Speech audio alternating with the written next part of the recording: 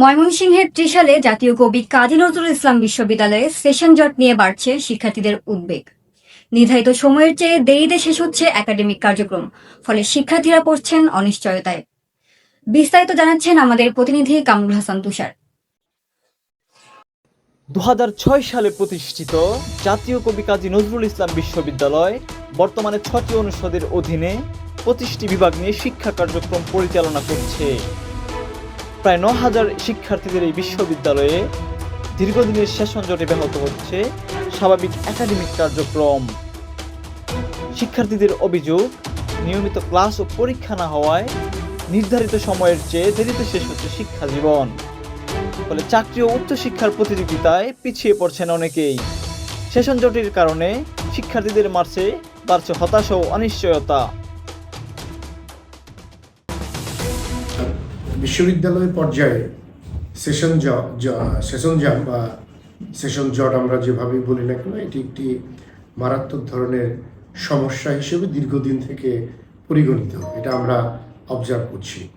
তো এটা উত্তরণের চাবিকাঠি হলো বিশ্ববিদ্যালয়ের যারা শিক্ষক আছেন তাদের হাতে। এর পরবর্তী পর্যায়ে আছে পরীক্ষা নিয়ন্ত্রক বা পরীক্ষা দপ্তরের কাছে। তো আমাদের বিশ্ববিদ্যালয়ের পরিপ্রেক্ষিতে আমরা বলতে পারি, শিক্ষকরা যদি ঠিকমতো ক্লাস এবং পরীক্ষা নেন, খাতাগুলো সময় মতো তারা দেখে দেন, এবং এর পাশাপাশি পরীক্ষা নিয়ন্ত্রক দপ্তর যদি সেগুলোকে বাইরের পরীক্ষকের কাছে ঠিকঠাক মতো পাঠিয়ে দেন, তাহলে আমার মনে হয় এই সেশন জটটা অনেকাংশে কমে আসবে। সেশন জটের যদি কথা বলি, মানে পরিকল্পনার কথা বললে, তাহলে পূর্বে জানতে হবে যে আসলে সেশন জট কেন হয়, কোন কোন কারণে হয়।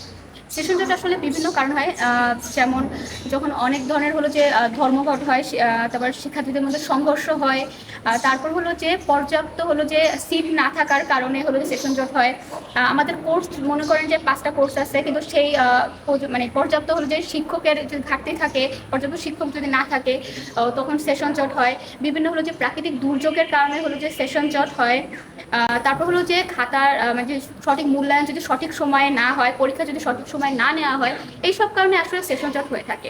তো এই নজরুল বিশ্ববিদ্যালয়ের আমরা জানি বিভিন্ন বিভাগে কিন্তু ইতিমধ্যে অনেক সেশন জট রয়েছে, যেমন আমরা যদি বলি ইংলিশ বিভাগ রয়েছে, ফোকলোর বিভাগ রয়েছে, পাশাপাশি ফিল্মের মিডিয়া স্টাডিজ বিভাগও রয়েছে।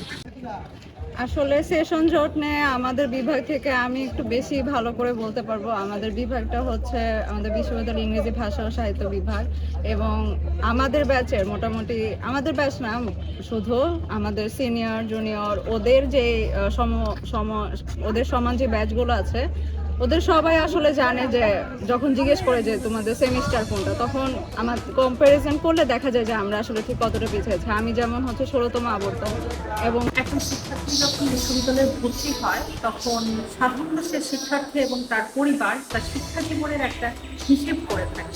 হিসেব বলতে এরকম যে আমি 4 বছরে বা 4 বছরে কিছু কম সময়ে অথবা একটু বেশি সময় আমি আমার অনার্স শেষ করবো। মিডিয়া স্টাডিজ বিভাগের শিক্ষার্থী হিসেবে আমরা প্রতিনিয়ত নানা রকম সমস্যার সম্মুখীন হচ্ছি। বিশেষ করে হচ্ছে বিশ্ববিদ্যালয়ে যখন ভর্তি হলাম, ভর্তি হওয়ার পরবর্তীতে ভেবেছিলাম যে ভালো কোনো কিছু একটা করতে পারবো, মানে বিশ্ববিদ্যালয় থেকে পড়াশোনা শেষ করে খুব দ্রুত কোনো কিছু করতে পারবো। একদিকে স্বপ্ন, অন্যদিকে সেশন জট, এই দুইয়ের মাঝখানে অনিশ্চয়তায় সময় পার করছে জাতীয় কবি কাজী নজরুল ইসলাম বিশ্ববিদ্যালয়ের হাজারো শিক্ষার্থী। তাদের প্রত্যাশা, এই আশ্বাসের গণ্ডি পেরিয়ে দ্রুত বাস্তবসম্মত সমাধান দেখাবে বিশ্ববিদ্যালয় প্রশাসন। কামরুল হাসান তুষার, NTV, জাতীয় কবি কাজী নজরুল ইসলাম বিশ্ববিদ্যালয়।